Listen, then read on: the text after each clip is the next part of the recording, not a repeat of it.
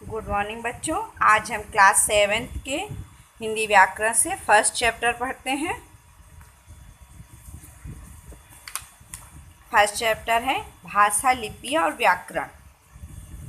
आइए भाषा के बारे में जानते हैं। भाषा क्या होती है। आप यहाँ देख रहे होंगे कि ये बच्चा रोड क्रॉस कर रहा है, ये गाड़ी आ रही है, ये स्कूटर चल रहा है, यहाँ ये सीटी बजाकर कुछ बातें कह रहा है। इसी तरह से देखते हैं कि ये होता क्या है। बच्चों, आपने देखा होगा चौराहे पर हरी, पीली और लाल बत्ती के संकेत मोटरों और गाड़ियों को नियंत्रित करने के उद्देश्य से दिए जाते हैं। ठीक इसी प्रकार से सड़क पर भी स्कूटर, कार, मोटर साइकिल आदि के चालकों के लिए अलग अलग तरह के चिन्ह दिए जाते हैं। जैसे आगे स्कूल है, यह पैदल रास्ता है। ये बातें हम पढ़ करके जान पाते हैं, या तो संकेत को समझ करके, या अब गाड़ी रुकने का समय है या चलने का समय है, या हमें अब थोड़ी देर रुकना है।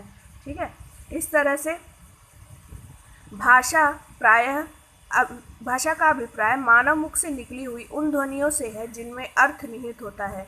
ये वे ध्वनियाँ हैं जो दूसरों तक अपनी बातों को मूल रूप में पहुंचाने का काम करती है। जैसे यहाँ देखिए, ये बच्चा बोल रहा है, भोलू 100 रुपये लेकर मुकर गया, कहता है उसे याद नहीं। माँ बोलती है, भोलू अच्छा बच्चा है, उसे याद आ जाएगा तो ज़रूर लौटा देगा। यहाँ पर वार्तालाप हो रहा है। एक बच्चा माँ से कुछ कहता है, माँ पलटकर उसे जवाब देती है। तो जिस तरह से हम अपनी बातों को दूसरों को कहकर समझा पाते हैं या उसकी बातों को सुनकर समझ पाते हैं, उसी को क्या बोलते हैं? भाषा बोलते हैं। ठीक है, आइए इसकी परिभाषा देख ले। मनुष्य जिस साधन के द्वारा अपने मन के भावों और विचारों को बोलकर या लिखकर व्यक्त करता है और दूसरों के विचारों को समझाता है, उसे भाषा कहते हैं। भाषा के 2 रूप होते हैं, मौखिक रूप या लिखित रूप। मौखिक रूप को कथित भाषा भी कहते हैं और लिखित भाषा को स्थायी भाषा भी कहते हैं। मौखिक रूप कौन सा होता है? जो हम आपस में बातचीत करके बातें करते हैं, वो मौखिक रूप के अंतर्गत आता है। जैसे यहाँ देखिए, ये चित्र में भाषा का बोलचाल का रूप है। प्रिया के घर अतिथि मेहमान आए हैं, प्रिया उनका हाल चाल पूछ रही, तो ये मौखिक रूप कहलाता है और इसी को कथित भाषा भी कहते हैं। मनुष्य परिभाषा देखते हैं। मनुष्य जब अपने मन के भावों और विचारों को बोलकर अथवा सुनकर व्यक्त करता है तो वह मौखिक रूप कहलाता है। ठीक है, आगे देखते हैं कि विद्यालय के 3 दिन के अवकाश के कारण अध्यापक महोदय ने रवि को हिंदी, विज्ञान और गणित का गृह कार्य दिया है। रवि अपने दोस्तों के साथ मिलकर गृह कार्य कर रहा है। यह भाषा का लिखित रूप है, इसी को स्थायी भाव कहते हैं। या ये कह लीजिए, आप जब प्रश्न पत्र आपके सामने आता है, आप लिख करके हमें उत्तर बताते हैं, वो भी भाषा का लिखित रूप है। इसकी भी परिभाषा देखते हैं।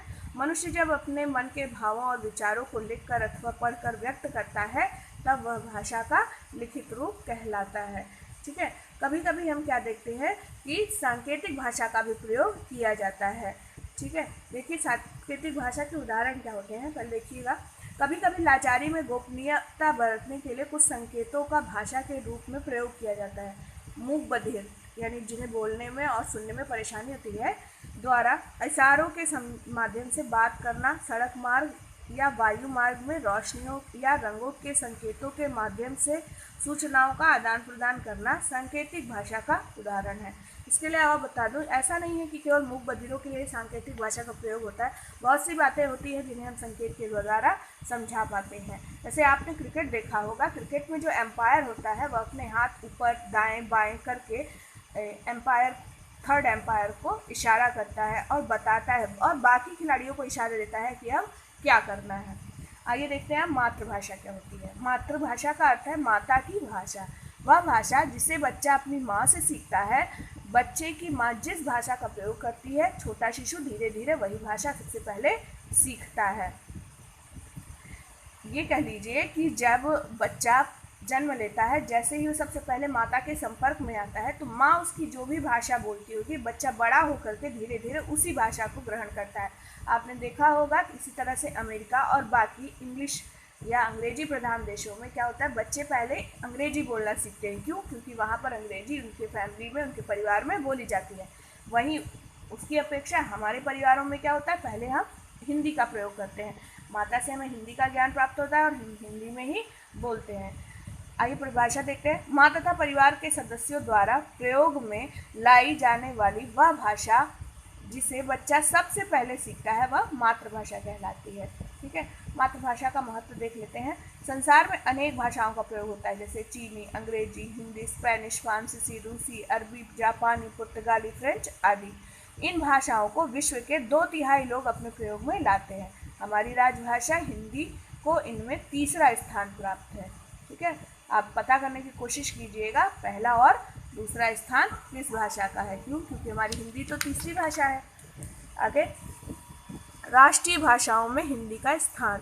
भारत के विभिन्न राज्यों में बोली जाने वाली 22 प्रमुख भाषाएं हैं। असमिया, उड़िया, उर्दू, कन्नड़, कश्मीरी, कोंकणी, गुजराती, तमिल, तेलुगु, नेपाली, पंजाबी, बांग्ला, मलयालम, मराठी, मणिपुरी, सिंधी, संस्कृत, मैथिली, संथाली, डोंगरी, बोडो और हिंदी।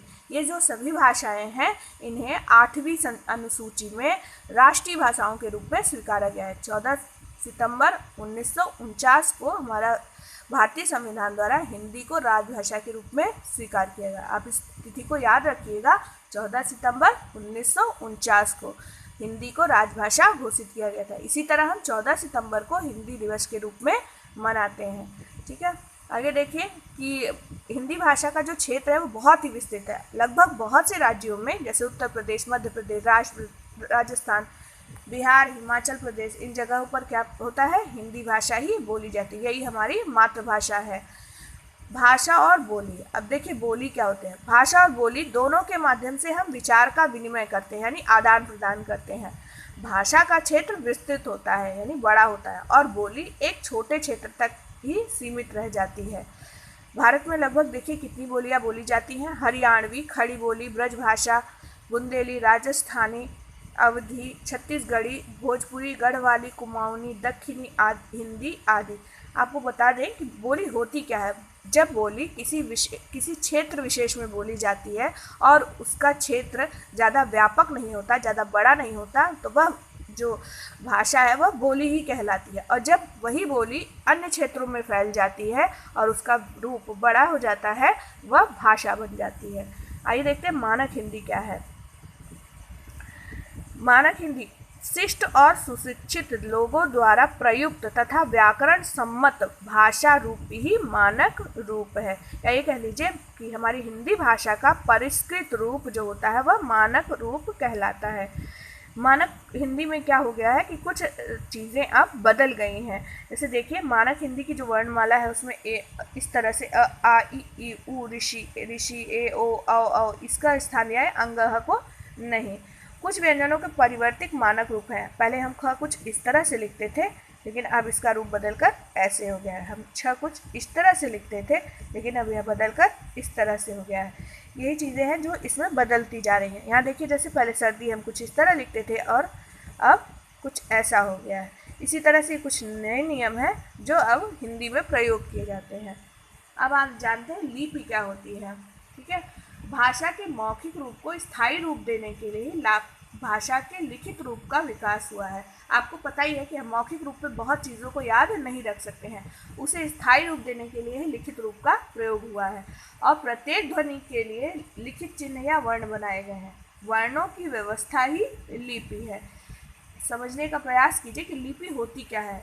जो हम वर्णमाला पढ़ते हैं, जो हम बोलते हैं, उन्हें बोलने के लिए कुछ चिन्ह बनाए गए हैं। उन्हीं चिन्हों को लिखने का जो ढंग होता है, जो तरीका होता है, वही लिपि कहलाता है। ठीक है, इस तरह हर भाषा की अपनी अपनी एक लिपि होती है। जैसे देखिए संस्कृत, हिंदी, मराठी, नेपाली आदि भाषाएं देवनागरी लिपि में लिखी जाती हैं। पंजाबी भाषा गुरुमुखी लिपि में लिखी जाती है। उर्दू, अरबी व सिंधी भाषाएं फारसी लिपि में लिखी जाती हैं। अंग्रेजी, फ्रेंच, जर्मन, पोलिश व स्पेनिश भाषाएं रोमन लिपि में लिखी जाती है। रूसी व बुल्गेरियन भाषा रूसी लिपि में लिखी जाती है। जान लेते हैं और क्या होता है। देवनागरी लिपि बाईं से दाईं ओर लिखती है। आपको पता होगा हम कॉपी में इस तरह से लिखना शुरू करते हैं। अतः यह अत्यंत वैज्ञानिक लिपि है। भारत की अधिकांश लिपियां बाईं से दाईं ओर ही लिखी जाती हैं। केवल फारसी लिपि जिसमें उर्दू भाषा लिखी जाती है दाईं से बाईं की ओर लिखी जाती है। हमेशा उर्दू भाषा ऐसे लिखना स्टार्ट करते हैं, ऐसे इधर से इसकी शुरुआत करते हैं, जबकि जब हम हिंदी लिखते हैं तो हम उसको इधर से लिखना शुरुआत करते हैं। ठीक है, आगे देखते हैं व्याकरण क्या होता है।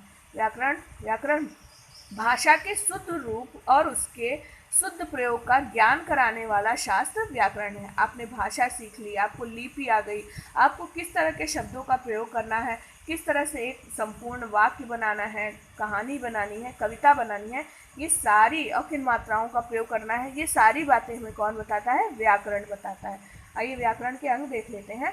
व्याकरण के 3 अंग होते हैं, वर्ण विचार, शब्द विचार, वाक्य विचार। वर्ण विचार के इसके अंतर्गत वर्णों के उच्चारण, लेखन और संयोजन संबंधी नियमों का अध्ययन किया जाता है। वहीं पर शब्द विचार में शब्दों के स्रोत, रूप, बनावट आदि के विषय में अध्ययन किया जाता है। वाक्य विचार में वाक्यों के भेद, संबंध, वाक्य बनाने तथा अलग करने की रीति का अध्ययन किया जाता है। इनके बारे में हम आगे के चैप्टर में एक एक करके अच्छे से विस्तृत जानकारी प्राप्त करेंगे। अभी ये संक्षिप्त रूप में सिर्फ आपको जानकारी दी गई है कि व्याकरण के कितने अंग होते हैं। आइए जान लेते हैं साहित्य। बहुत नाम सुना होगा आपने, साहित्य। प्रत्येक भाषा में ज्ञान के भिन्न भिन्न विषयों का भंडार है। यह ज्ञान का संचित कोश कहलाता है। युगों से प्राप्त ज्ञान को एकत्र किया जाता रहा, एकत्र किया गया यह ज्ञान ही साहित्य है।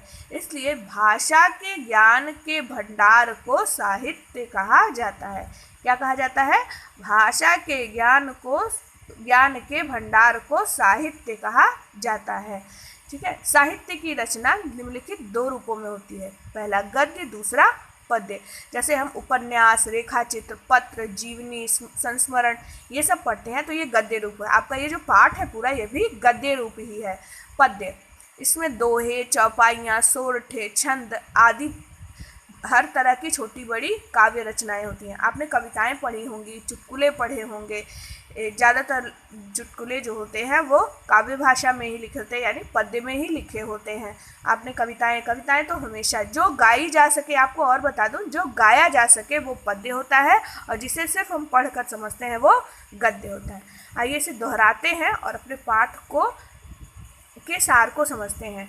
भाषा मन के भावों और विचारों को आदान प्रदान करने का साधन है। भाषा के 2 रूप होते हैं, मौखिक तथा लिखित। भाषा के लिखित रूप के कारण ही हमारा प्राचीन साहित्य आज तक सुरक्षित है। वह भाषा जिसे बच्चा सबसे पहले सीखता है मातृभाषा कहलाती है। भाषा का क्षेत्र विस्तृत तथा बोली एक छोटे क्षेत्र तक ही सीमित रहती है। भाषा के शुद्ध रूप और उसके शुद्ध प्रयोग का ज्ञान कराने वाला शास्त्र व्याकरण कहलाता है। भाषा को लिखने के ढंग को लिपि कहते हैं। किसी भाषा के ज्ञान के संचित कोश को साहित्य कहते हैं। साहित्य की 2 विधाएं होती है, गद्य और पद्य। तो आज हमने भाषा, व्याकरण और लिपि, मातृभाषा इत्यादि के बारे में जाना। अब आपको इसको फिर से पढ़ना है, समझना है और प्रयोग में लाने का अभ्यास करना है। धन्यवाद।